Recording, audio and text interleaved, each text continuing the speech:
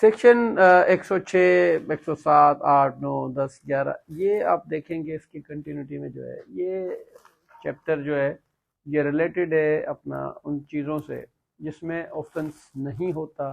लेकिन apprehension of offence होता है, और उस ऑफेंस को रोकने के लिए क्या प्रोसीजर है। देखिए, दो किस्म की चीज़ें होती हैं जहाँ पर अपना, क्योंकि सीआरपीसी एक बहुत ही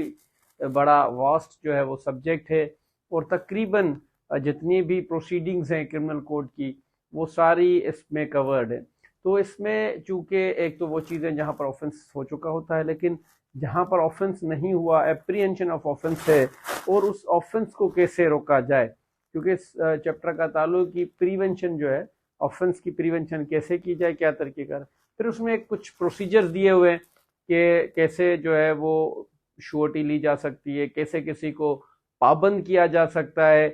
कि ये जी ऑफेंस ना करे,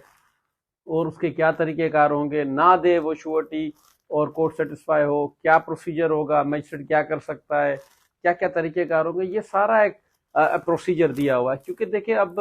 तो चीज़ें काफ़ी चेंज हो गई हैं, वक्तन फ़वक्तन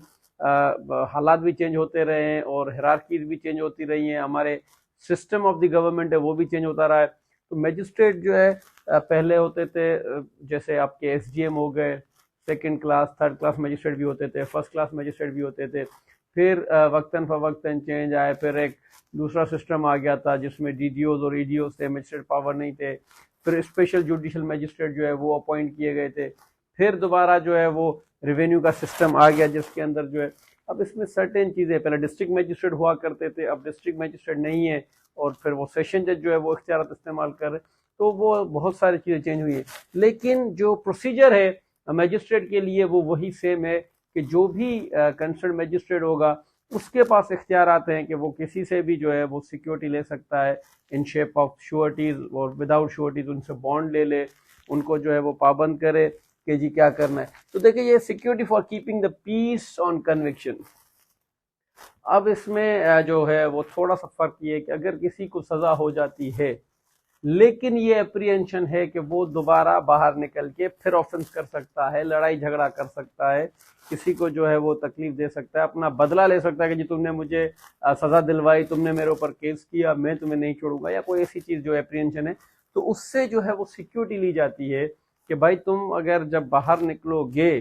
तो किसी भी किस्म का कोई ऑफेंस नहीं कर, किसी को धमकी दे देता है, क्रिमिनल इंटिमिडेशन जो अक्सर होती है कि तुम बाहर निकल के ये ऑफेंस नहीं करोगे, उस हवाले से उससे सिक्योरिटी लेनी है कि जी वो सिक्योरिटी दे दे। अभी सारे प्रोसीजर में मुख्तलिफ चीज़ें दी हुई हैं कि कैसे होगा, और मैक्सिमम पीरियड जो है वो 3 साल से ज़्यादा आप किसी से भी सिक्योरिटी नहीं ले सकते। कुछ जगहों पर 1 साल है, बाकी जगहों पे मैक्सिमम जो है वो 3 साल है, इससे ज़्यादा किसी से भी सिक्योरिटी नहीं ली जा सकती। उसके लिए भी कुछ चीज़ें बहुत ज़रूरी है जो आपने समझनी है। कोई भी इनमें से प्रोसीजर अडॉप्ट हो, सबसे पहले मजिस्ट्रेट ने उसको शोकॉज देना है उस बंदे को जिसके खिलाफ कोई भी ऐसी कंप्लेंट या चीज़ है कि जी आपके खिलाफ ये चीज़ है, क्यों ना आपके खिलाफ ऐसा ऑर्डर पास किया जाए ताकि आपसे बॉन्ड या ये लिया जाए। फिर उसके बाद अगर समझता है तो वो उनसे बॉन्ड या ये ले लेगा, लेकिन उसके बावजूद लेने के बाद, ऐसा ऑर्डर पास करने के बाद फिर वो इंक्वायरी होगी, क्योंकि इसमें ट्रायल नहीं है, क्योंकि इसमें चार्ज फ्रेम नहीं होगा, वही प्रोसीजर जो ट्रायल के अंदर है चैप्टर 20 के अंदर, लेकिन प्रॉपर चार्ज फ्रेम नहीं होगी, एविडेंसेस ऑन ओथ ली जा सकती हैं। सब कुछ करने के बाद मजिस्ट्रेट अगर समझता है कि जी बिल्कुल सही है तो वो कंटिन्यू करेगा उस ऑर्डर को, अगर नहीं समझता तो वो ऑर्डर को वेरी कर सकता है। यह है पहला, security for keeping the peace on conviction. जैसे मैंने आपको बता दिया कि कन्विक्शन के बाद और एट द अनाउंसमेंट, जब वो कन्विक्शन अनाउंस की जाएगी उस वक्त अगर मजिस्ट्रेट समझता है कि ये कल को जो है कोई ऐसा कर सकता है तो उसी वक्त जो है उसको शौकास देगा और उससे जो है वो सिक्योरिटी ली जाएगी कि तुम बाहर निकल के जब बाहर आओगे तो इस किस्म का कोई भी ऑफेंस नहीं करोगे। Security for keeping the peace in other cases. अब जहां पर कन्विक्शन ना हो, उसको कोई सजा नहीं हुई, लेकिन बगैर सजा के भी कोई ऐसी एप्रीहेंशन है कि जी ये फला बंदा ऐसा किस्म का कोई ऑफेंस कर सकता है, तो उससे भी वही तरीकेकार होगा, उसको या तो शो कॉज दिया जाएगा, और अगर वो कस्टडी में या मजिस्ट्रेट के सामने पेश किया गया है तो सामने होगा, अगर नहीं पेश किया गया तो उसके लिए वारंट या समन पेश, अगर किसी पुलिस की कस्टडी में तो वारंट इशू होगा, अगर कस्टडी में नहीं है तो उसके खिलाफ समन इशू होगा और उसको शो कॉज किया जाएगा कि भाई तुम बताओ तुम्हारे खिलाफ ये चीज़ और तुम जो है इस किस्म का ऑफेंस करोगे और क्यों ना तुमसे जो है वो बॉन्ड लिया जाए, श्योरिटी ली जाए। और इस सारों में आगे चल के पढ़ेंगे क्योंकि सारे इंटरकनेक्टेड हैं। मैं कुछ चीज़ें आपको साथों साथ डिफाइन करता जा रहा हूँ ताकि जब हम वहाँ पर पहुँचेंगे तो आपको तकलीफ ना हो कि वो जो श्योरिटी उससे ली जाएगी वो श्योरिटी उसकी जो माली जो हैसियत होगी बंदे की उस हिसाब से ली जाएगी, उससे ज़्यादा ऑर्डर नहीं की जा सकती क्योंकि जो जिसकी फाइनेंशियल कैपेसिटी होगी उस हिसाब से श्योरिटी का अमाउंट जो है उसके ऊपर फिक्स किया जाएगा। और या जिस किस्म की दूसरी चीज़ ये है कि जिस किस्म की सिवियरिटी ऑफ ऑफेंस होगी उस हिसाब से भी अमाउंट ऑफ श्योरिटी डिसाइड किया जाएगा। इस हिसाब से नहीं कि वो एक्सेसिव हो, वो भी उसमें ममानियत है, लेकिन वो सारा चीज़ इसमें हम पढ़ते रहेंगे तो आती रहेंगी। Security for good behaviour from persons disseminating seditious matter, ये जो स्टेट के खिलाफ कोई ऐसी चीज़, कोई इस किस्म का जो लोगों को वर्गलाए, उनको बागी करने के हिसाब से स्टेट के खिलाफ कोई है, इस किस्म का भी अगर किसी के खिलाफ है तो उस पर भी जो है वो उससे गुड बिहेवियर की जो है वो सिक्योरिटी ली जा सकती है कि भाई तुम इस किस्म का कोई भी नहीं करोगे, हमें पता चला है कि तुम इस किस्म का करो। लेकिन इसमें जो प्रिंटिंग और न्यूज़पेपर से रिलेटेड चीज़ें हैं वो इसमें फॉल नहीं करती। Apart from that if a person is doing तो उससे गुड बिहेवियर की जो है वो सिक्योरिटी ली जा सकती है। फिर security for good behaviour from vagrants and suspected persons, ये 107 और 109 ये बड़े अहम रहे हैं। अक्सर जो है वो सुना जाता है भाई 107 और 109 की कार्रवाई है प्रैक्टिस के अंदर, वो यही होती है कि उनको लेकर आती है कभी पुलिस कि जी ये झगड़ा कर रहे थे और आपस में मारपीट हो रही थी, या हमें खदशा है कि ये लड़ाई करेंगे, या वहाँ पर कोई दंगा फसाद हो सकता है, कोई ऐसा माहौल ख़राब हो सकता है, कम्युनिटी को थ्रेट हो सकता है, कोई भी ऐसी चीज़ जो है उसके अंदर ये दो प्रोसीडिंग्स जो है पुलिस करती थी। 109 जो है वो स्पेशली फिर थोड़ा सा जो डिफरेंट है 107 से, वो ऑन द पॉइंट है कि इसमें वो लोग जो जिनका कैरेक्टर ऐसा हो, वो पहले से ऑफेंसेस में रहे हो, चोरी के सामान लेने में, बेचने में, या अपना जो डकैत होते हैं उनको पनाह देने में, कोई ऐसी जो है वो जगह का जो है कंट्रोल उनके पास हो जहां पर चोरी का माल बिकता हो, मुख्तलिफ किस्म के लोगों के चीटिंग और दूसरे किस्म के ऑफेंस, जो भी ऐसे लोग जो सीरीज ऑफ द ऑफेंसेस में शामिल रहे हैं, जो लोगों को चीट करते हो, चोरी करते हो, उनके घर में डकैती करते हो, घर में ताले तोड़ के घुसते हो, इस किस्म के जितने भी लोग हैं उनका कोई ऐसा कैरेक्टर है और वो वहां पर हैं, या पता चलता है कि इस किस्म के लोग यहाँ पर आए, तो उनसे भी जो है वो सिक्योरिटी ली जा सकती है। हालांकि अभी उन्होंने ऑफेंस किया नहीं, लेकिन चूंकि इनकी हिस्ट्री बता रही है कि ये पहले से ऑफेंसेस करते रहे हैं और उसमें या तो कन्विक्टेड हैं और पता है कि जी ये इन ऑफेंसेस में जो है वो इन्वॉल्व रहे, तो उनसे ऑफेंस करने से पहले भी जो है गुड बिहेवियर की सिक्योरिटी ली जा सकती है। हर जगह पे प्रोसीजर यही है कि मजिस्ट्रेट उनको जेल में भी भेज सकता है, सिक्योरिटी ना देने की सूरत में भी भेज सकता है, जहाँ ये समझता है कि अगर उनको हमने अभी इस वक्त छोड़ दिया तो ऑफेंस हो सकता है, उस ऑफेंस को रोकने के लिए भी उनको जो है वो कस्टडी में डिटेन कर सकता है फॉर सर्टेन पीरियड, जब तक उसको लगेगा ये ऑफेंस जो है वो टल नहीं गया और अब वो बेहतर कंडीशन में नहीं है। Security for good behaviour from habitual offenders, ये भी वही चीज़ है जो हैबिचुअल ऑफेंडर्स है, जैसे मैं आपको बताया 109 में जो है उसके तरीके से ये भी हैबिचुअल ऑफेंडर्स जो है जो इस किस्म के सारे उसमें शामिल रहे हैं अपना सीरीज ऑफ द ऑफेंसेस में, उनसे जो है वो लिया जाए। ये जो 111 है ये क्योंकि रिपील हो चुका है, ये अब एप्लीकेबल नहीं है। ऑर्डर टू मेड 112 में, अब ये सारा एक था शो कॉज देने का 109 से लेकर 110 तक, 11 तो अब क्योंकि रिपील हो चुका है। 112 में फिर मजिस्ट्रेट ऑर्डर करेगा कि जी कितनी श्योरिटी, किस फॉर्म में, क्या उसने लिख कर देना है, क्या उसने बॉन्ड जो है वो एग्जीक्यूट करना है, विद श्योरिटी है, विदाउट श्योरिटी है, एक बंदे की श्योरिटी चाहिए, दो बंदों की श्योरिटी चाहिए, किस किस्म की श्योरिटी चाहिए, क्योंकि माइनर से श्योरिटी नहीं ली जा सकती, उसके जो है बड़े देंगे बॉन्ड जो है श्योरिटी तो ली जाएगी लेकिन बॉन्ड नहीं भर सकता माइनर, उसके बॉन्ड जो है वो श्योरिटीज ही भरेंगे। तो वो श्योरिटी से बॉन्ड भरवाना या उस पर्सन से बॉन्ड भरवाना, उस बॉन्ड के अंदर क्या लैंग्वेज होगी, उस किस्म का जो है वो ऑर्डर करेगा मजिस्ट्रेट, किस डेट से शुरू होगी, कितने अरसे तक के लिए होगी,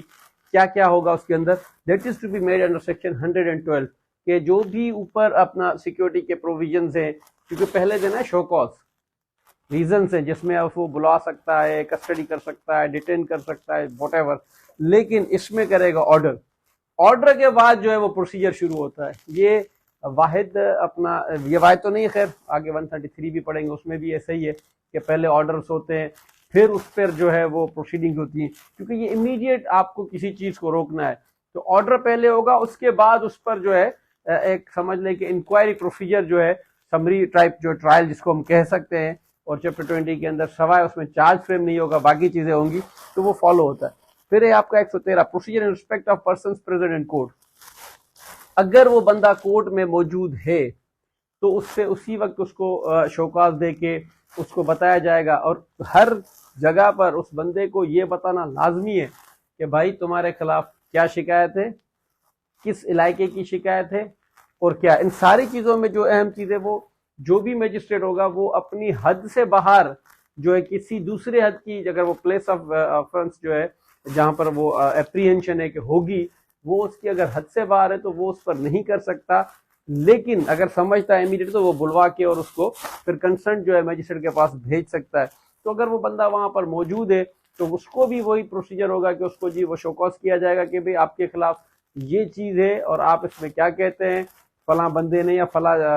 पुलिस ने या किसी ने भी इदारे ने आपके खिलाफ ये कंप्लेंट है या ये एप्रीहेंशन है, तो उस शोकॉज के बाद जो है वो सारी चीजें होंगी। फिर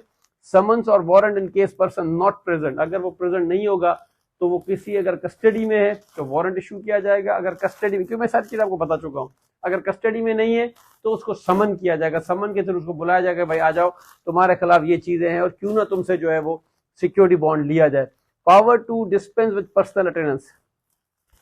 कहीं पर अगर मजिस्ट्रेट समझता है कि जी उसकी पर्सनल अटेंडेंस जरूरी नहीं है तो वो उसकी पर्सनल अटेंडेंस डिस्पेंस करके उसको थ्रू प्लीडर जो है वो अपीयर होने की परमिशन दे सकता है। Inquiry as to truth of the information, अब यहाँ 117 में जो है वो इंक्वायरी शुरू हो गई। अब यहां तक सारी कार्रवाइयां हो गई, ऑर्डर भी हो गया, सब कुछ हो गया। अब 117 में जो है मजिस्ट्रेट ने इंक्वायरी करनी है कि वाकई जो इंफॉर्मेशन मिली जिस पर हमने इमीडिएट उससे बॉन्ड ले लिया, श्योरिटी ले ली, सिक्योरिटी ले ली या फिल फोर्स को डिटेन कर दिया, हकीकत में भी उस जो इंफॉर्मेशन थी उसके हकायक क्या थे, वाकई इसका ताल्लुक जो है वो ऑफेंडर से है नहीं है, वैग्रेंट से है या नहीं है, या वाकई ये कोई एप्रीहेंशन था या नहीं था, या ऐसे ही इसके खिलाफ जो है कोई झूठी जो है वो आ गई है, तो यहाँ पर वो इंक्वायरी करेगा। वो जैसे मैंने आपको बताया कि चैप्टर 20 के अंदर पूरा प्रोसीजर है वो सारा फॉलो करेगा। ऑर्डर टू गिव सिक्योरिटी, अब मजिस्ट्रेट जो है फिर अगर यहाँ पर वो समझता है कि जी बिल्कुल सही है तो वो उससे सिक्योरिटी के लिए ऑर्डर करेगा कि जी अब आप हमें ये दे दे। अब जैसे जैसे हमने कहा कि अपना कन्विक्शन हो गई है, पीरियड है, कोई बंदा अंदर है, तो उसका जो बॉन्ड है नॉर्मली वो हम पढ़ेंगे नीचे चल के भी कि कहाँ से शुरू होता है। तो यहाँ पर वो ऑर्डर ऑफ द सिक्योरिटी उसको कहेगा कि जी आप अब हमें ये चीजें जो है एज अ सिक्योरिटी प्रोड्यूस करें ताकि हम आपसे सिक्योर रहें और हमें पक्का हो जाए you are not going to commit that offence. और अगर उसके खिलाफ नहीं है और समझ में आता है कि नहीं, तो वो उसको जो है वो उसी वक्त डिस्चार्ज कर दिया जाएगा, discharge of person informed against, या तो उसे लिया जाएगा अगर उसके ऊपर साबित हुआ है, नहीं होता तो उसको डिस्चार्ज किया जाएगा, जी नहीं आपके खिलाफ जो है ऐसी कोई चीज प्रूफ नहीं हुई है, आपका बॉन्ड, आपकी जो भी श्योरिटी थी, everything is being discharge, now you are not bound, आप उसमें कमिटेड जो है वो नहीं रहेंगे अपने बॉन्ड पर, हम आपका बॉन्ड जो है वो करते हैं, क्योंकि अगर वो बॉन्ड की वो करता है वायलेशन तो वो कन्विक्शन होती है उसके ऊपर, तो यहाँ पर फिर उसको वो डिस्चार्ज कर देंगे उसके बॉन्ड को, जी आपके बॉन्ड की हमें जरूरत नहीं। Commencement of period for which security is required, ये जो मैं आपको कह रहा था कि अगर कन्विक्शन हो जाती है तो पीरियड नॉर्मली जो है वो शुरू होगा जब जिस दिन उसकी डिटेनमेंट खत्म होगी, बाहर आएगा, उस दिन से जिस दिन वो सर्व आउट करके अपनी कन्विक्शन बाहर आएगा वो उसका पीरियड ऑफ द सिक्योरिटी उस दिन से शुरू हो जाएगा। या मजिस्ट्रेट साहब कोई उससे आगे की डेट रखना चाहे, दोनों इख्तियार मजिस्ट्रेट के पास है। अगर कोई डेट नहीं रखते तो इन केस ऑफ कन्विक्शन वाले में जैसे ही वो बाहर आएगा सर्व करके उसी दिन से उसका बॉन्ड का पीरियड शुरू, क्योंकि बॉन्ड एक सर्टेन पीरियड के लिए, वो भी पीरियड उस ऑर्डर के अंदर डिफाइंड होगा, it should not be more than 3 years और कुछ केसेस में नॉट मोर देन 1 year, पर वॉट एवर इज देयर, 6 महीने भी हो सकता है, 2 महीने भी हो सकता है, 10 दिन भी हो सकता है, वो मजिस्ट्रेट साहब के पास इख्तियार आते हैं, वो मैक्सिमम इतना कर सकता है, मिनिमम वो कितना भी कर सकता है, लेकिन वो पीरियड कन्विक्शन वाले उसमें कंडीशन में उसके निकलने के बाद शुरू होगा। और दूसरी सूरत में या वो मजिस्ट्रेट साहब उसके लिए जो डेट मुकर्रर करेंगे जी इस डेट से शुरू होगा और इस डेट पर खत्म होगा। बाकी केसेस में भी यही है कि ऑन द वेरी डे जिस दिन ये ऑर्डर होता है उसी दिन से शुरू होगा और जितने पीरियड के लिए होगा उस पर खत्म होगा। फिर ये से मैंने कहा कंटेंट्स ऑफ द बॉन्ड, ये वही है कि बॉन्ड के अंदर क्या लिखा हुआ होगा, हम पहले ही इस पर बात कर चुके हैं। बॉन्ड के अंदर लिख कर देना है कि उसकी जी मैं फला हूँ, मैं ये चीजें जो है वो कहता हूँ कि मैं बाउंड रहूंगा, या ये अटेम्प्ट ऑफ द ऑफेंस जो है वो नहीं करूंगा, या अच्छा बिहेवियर रखूंगा और मेरे से सोसाइटी को कोई तकलीफ नहीं होगी। इस किस्म की अगर ऑफेंस कोई होना है तो अटेम्प्ट ऑफ द ऑफेंस से लेंगे, अगर बिहेवियर का देना है तो बिहेवियर का देगा कि जी मैं अच्छा बिहेवियर रखूंगा और मुझसे किसी को तकलीफ नहीं होगी। पावर टू रिजेक्ट श्योरिटीज, अब अगर श्योरिटी आती है तो मजिस्ट्रेट के पास इख्तियार है कि वो श्योरिटी एक्सेप्ट ना करे, उसको रिजेक्ट कर दे। लेकिन उस रिजेक्ट करने की भी वजूहत होती है, वो समझता है कि जो श्योरिटी है वो कैपेबल नहीं है, या अनसाउंड माइंड है, या श्योरिटी जो है वो सेटिस्फैक्ट्री नहीं है। तो इन सूरतों के अंदर लेकिन उस पर भी उसने जो है वो इंक्वायरी करनी है ऑन ओथ कि वाकई में अगर वो ऐसा समझता है तो वो दुरुस्त है नहीं, और ऑन ओथ इंक्वायरी करके उसके बाद जो है वो ऑर्डर करेंगे कि जी ये श्योरिटी जो है, ये सिक्योरिटी जो है वो हमें कबूल नहीं है फॉर दिस रीजन, और उसके अंदर जो है वो इंक्वायरी करके करेंगे। Imprisonment in default of security, अगर वो सिक्योरिटी नहीं देता तो उसको इम्प्रिजन किया जाएगा, बंदे को जेल भेजा जाएगा, डिटेन किया जाएगा अनटिल अनलेस वो सिक्योरिटी दे, तब तक उसको रखा जाएगा। या फिर जो पीरियड ऑफ द बॉन्ड था उसके लिए दो चीजें हैं उसको इम्प्रिजन करने के लिए, मैक्सिमम ये होगा अगर उसे 20 दिन के लिए सिक्योरिटी मांगी गई या महीने के लिए मांगी गई है फॉर सेक ऑफ आर्गुमेंट, और महीने के लिए वो सिक्योरिटी नहीं दे सका तो तब तक उसको जेल में रखा जाएगा जब तक वो सिक्योरिटी दे दे या श्योरिटी दे दे, या फिर महीने का पीरियड जैसे ही कंप्लीट होगा जो उसका बॉन्ड पीरियड था उसको रिलीज किया जाएगा। उस पीरियड से जो है एक्सेसिव उसको नहीं रखा जा सकता। फिर 124, 125, 126 और फिर 126A है, बिल्कुल फॉर्मली है क्योंकि इसमें power to release detained person, जो बंदा इम्प्रिजन्ड है उसके पास सेशन जज के पावर्स हैं ये बेसिकली, क्योंकि वो सेशन जज अपीलेट अथॉरिटी, तो वो उसके पास इख्तियार आते हैं कि वो जो भी बंदा जो है वो अगर कहीं पर इम्प्रिजन्ड है तो वो उसको रिलीज करने का ऑर्डर कर सकता है। अगर सेशन जज को लगता है फॉर एनी रीजन तो वो उस ऑर्डर को सेट असाइड करके उसको रिलीज कर सकता है। सेशन जज उसके बॉन्ड को भी कैंसिल कर सकता है, समझता है कि जी नहीं बॉन्ड सही नहीं लिया गया और बॉन्ड की जरूरत नहीं है, उसके बॉन्ड को जो है वो कैंसिल कर सकता है। डिस्चार्ज श्योरिटी, डिस्चार्ज भी कर सकता है श्योरिटी को कि जी नहीं हम श्योरिटीज को भी डिस्चार्ज करते हैं और इससे हमें किसी ऐसी चीज की जरूरत नहीं है जो हम इसको इस पर कंटिन्यू करें और उससे बॉन्ड लिया जाए या इसकी इम्प्रिजनमेंट जो है वो कंटिन्यू की जाए। तो ये सारे पावर जो है वो सेशन जज के पास है अपीलेट पे। मजिस्ट्रेट के पास तो ये पूरा एक प्रोसीजर है जिसके अंदर वो सारे इख्तियारात इस्तेमाल कर सकता है। मतलब इसका लबे-लुबाब ये है कि कोई ऑफेंस हुआ ना हो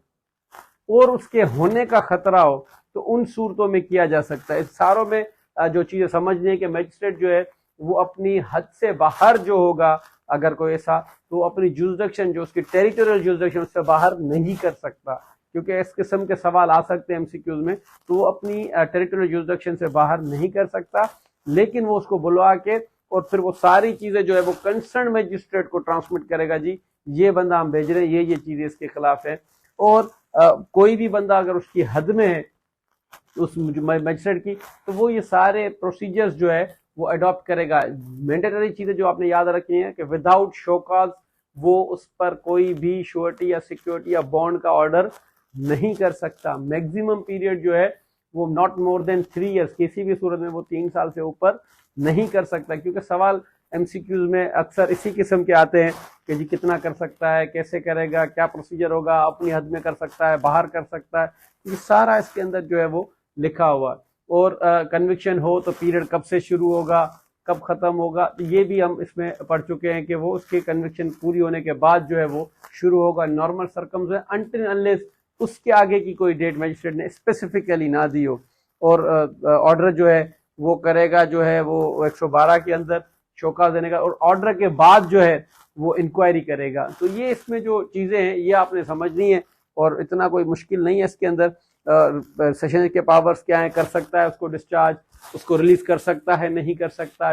या उसकी बॉन्ड को कैंसिल कर सकता है। इस किस्म के इसमें जो है एक एमसीक्यूज आ सकते हैं। इंशाल्लाह ताला इससे आगे हम पढ़ेंगे, वो भी बड़ा अहम चैप्टर है और पब्लिक न्यूजेंस और उससे रिलेटेड है, आपकी प्रैक्टिस में भी बड़ा अहम है, वैसे ही बड़ा अहम है। इंशाल्लाह ताला हम अपने नेक्स्ट लेक्चर में जो है वो इससे आगे जो है पब्लिक न्यूजेंस का जो है वो इंशाल्लाह कंटिन्यू करेंगे।